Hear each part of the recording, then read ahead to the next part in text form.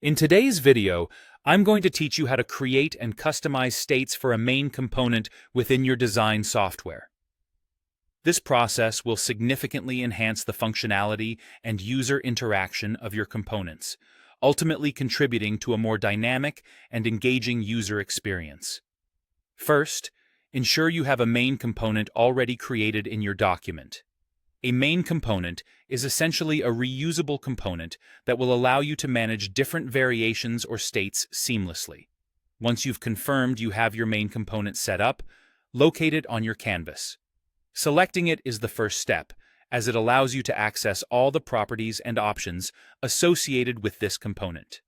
Direct your attention to the Property Inspector, a handy tool that provides insights into the properties and characteristics of your selected objects.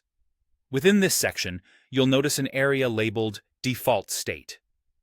This field indicates the current state your component is in, and adjacent to it, you'll find a plus button. Clicking this button opens a world of possibilities for component customizations through various state options.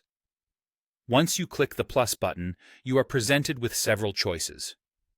One option is New State, ideal for creating a variation such as a disabled or pressed state.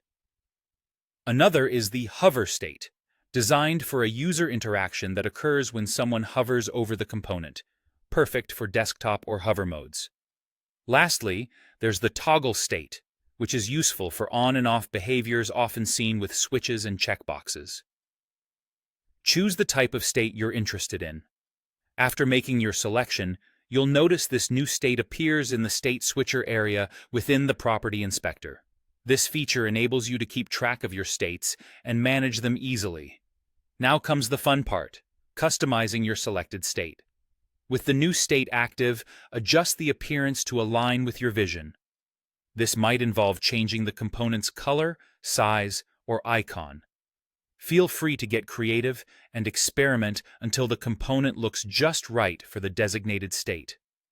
Once you have your state set up with the desired appearance, consider adding interactions to further enrich the user experience. By switching to prototype mode, you can connect interactions between states. For instance, you might have a tap interaction that triggers an auto-animate transition, smoothly shifting the component into a pressed state when clicked. Finally, when you place any instance of this component onto a screen, you can decide which state you'd like it to display by default.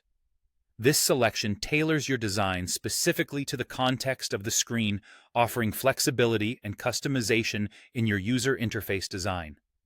By following these steps, you'll be fully equipped to create dynamic components that respond to user interactions, resulting in a more intuitive and engaging design.